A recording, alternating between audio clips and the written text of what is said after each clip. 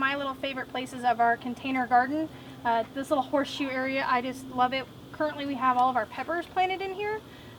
Serranos and a bunch of peppers, habaneros and Anaheims, and I think these are chilies, Serranos. Over on this side we got some more Anaheims and some Bong Chow, if I'm saying that correctly. We're gonna show you how we set up these buckets that are currently in use over here. This is probably the most active part of our garden right now, with it being so hot and late in the summer. They're still doing really well, as you can tell, and we'll show you how we set up these buckets. So if you saw Brent's video on how we water our trees remotely on our property, you'll recognize these buckets. They're the same 30-gallon buckets that we use at our trees. If not, go watch that video. First thing we do is we drill a bunch of holes for drainage in the bottom using the same step bit that he used on the tree buckets, all the way around the bottom of the thing. So we're going to get to that. First, let's talk about our different ways of gardening. We do a lot of in-ground gardening for like corn, okra. We even grow some milo here for our own chicken food. But most of our vegetables that we grow are grown in containers like this. Anything from onions, garlic, to all of our squash, cucumber. We haven't grown cucumbers in these, but we've grown all of our peppers, eggplant, you name it. It grows very well in these tubs. And I know I'm probably going to upset a few of the green thumbs out there, but I'm going to show you whenever we fill this. This is our way of doing it. And I'm sure there's many other ways, but this is what we found that's worked for us. Your garden, your rules. Our garden, our rules. Yes. So but try it out. It might work for you. We've tried numerous things. Some worked, some haven't. This is just what we found that it has worked for us really well. So we're sticking with it and expanding it. We try new things every year as well. So if you have a different idea, let us know, please. So first thing, unlike our tree irrigation, we want very well drained soil for our raised beds. So we're going to start off by punching several holes in the bottom of this bucket.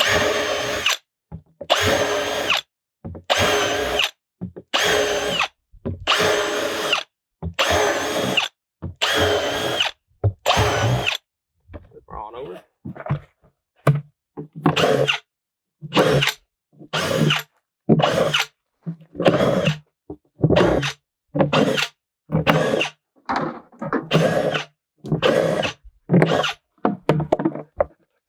All right, here we go. I don't know if you can see that there. We got 7 or 8, 9 different very big holes. A little bigger than the 5/8 hole that we put in the tree irrigation tubs. We might want to call these 3/4. They kind of vary just a little bit. But you can see it there. We want very adequate soil drainage on our raised beds. Next, we're going to fill it up. This is where we do a lot of wood splitting. We're going to fill it up with a lot of tree bark. Approximately about 1/3 of this container, the bottom third, will be heavy tree bark and sticks and twigs. This is an area on our homestead where we do a ton of our limb splitting. So all of the scrap or the pieces of bark that fall off of our lumber while we're doing that, or not lumber, wood, while we're splitting it, we save it. It gets used in these piles, and this is what we use it for.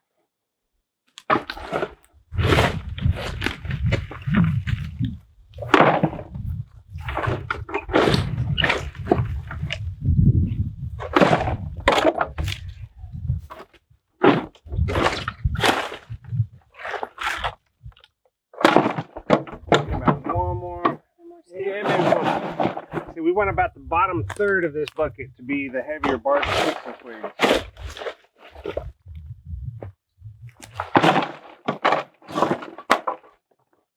All right, so we got the bottom third of the bucket, and some of this coarser material is going to help to stop our holes from in the bottom of the bucket from plugging up as well. So if we get a heavy rain or for whatever reason the bucket overfills, it's going to drain really, really fast. So the root system of our plants is not going to stay underwater for very long. Let's go over here to the tractor.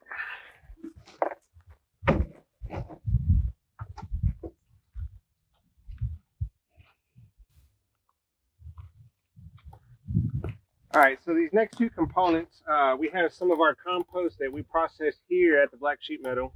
And then this is some hay that actually has come out of our pasture. These are two key crucial components that I will not accept from any other place other than our own. First, the compost that we have here, I know is well composted. We're done with this. This is a very nutrient-rich soil. We're going to produce a lot of good vegetables off this. Second, the most important in my mind is this hay.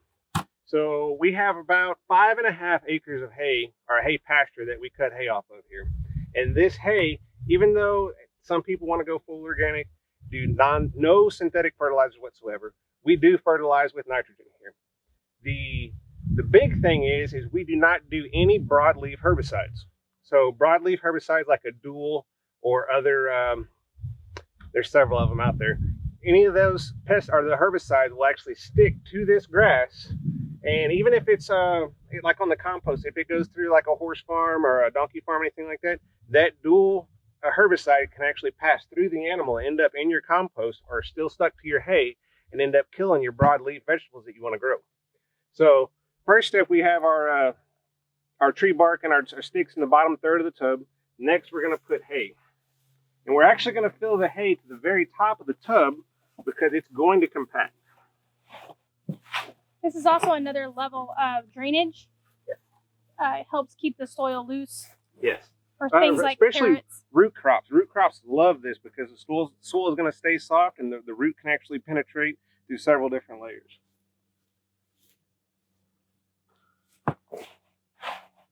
I like to pack this hay really, it's going to fill almost the entire top. It's going to compact down and continue compacting down for most of the year. We get about right at 5 years worth of good nutrients off of one of these tubs like this before you basically got to dump them out and start over. So let's go ahead and get our compost here on top. Go ahead, pack it in. You see how well that hay just packs right down.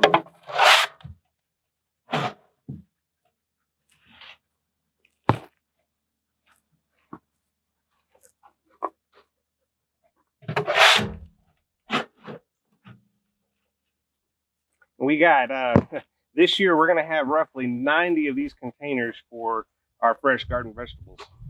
So this is several days worth of work to set them all up. Let's try and get one more shovel load in there.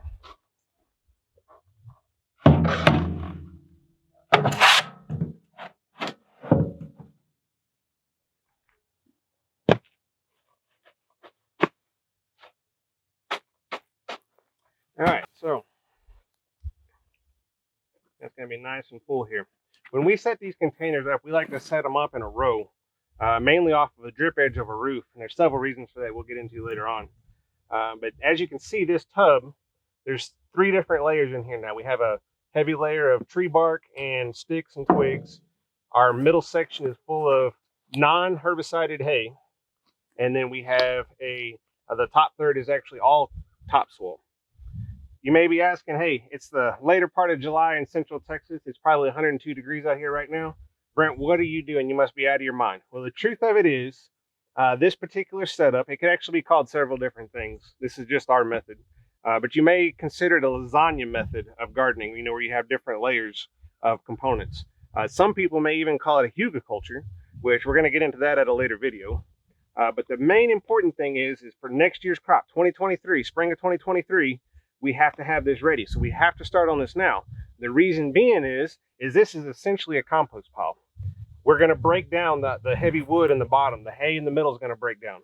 And if we do not start this right now, the heat from the composting process will actually kill the roots of anything that we plant in it. So starting July of 2022, we're working on 2023 spring garden crop.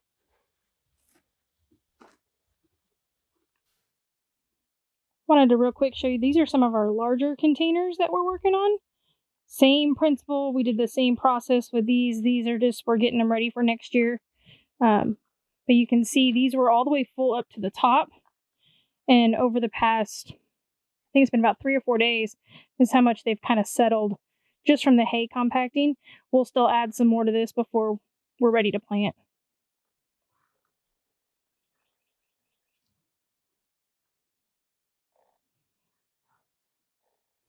We have all of these buckets still to go. I want to show you all a quick clip. This is buckets that were prepared in 2021 for this year's spring 2022, and they were prepared just as I showed you before. But I want you to see in the tops of these buckets how well they compacted. We have 6 to possibly 8 inches right here on top of the topsoil, or the compost that we added last year. So that is how far the hay, the level's right about here. So we started up here, we're down to here. That is how far the hay and the wood chips have compacted in the bottom of this, which is actually good. That's what we want. Those materials are breaking down and releasing nutrients to the root system. This is some green beans. This is a Kentucky Wanderer bean that we're growing here in late summer. And I'm about to have these sticks in here as well. We'll do this on another video and I explain more about this, but we're going to set up a trellis across here for these beans to grow on. But yeah, I just wanted to show this is 1 year's worth of compaction. And every single year, you know, we're going to use these tubs before we empty them out. We're going to use them for about 4 to 5 years. We'll make that judgment when we get there. But we're going to add compost to the top of these every single year, and those nutrients are going to continue to produce very good vegetables. So there they are.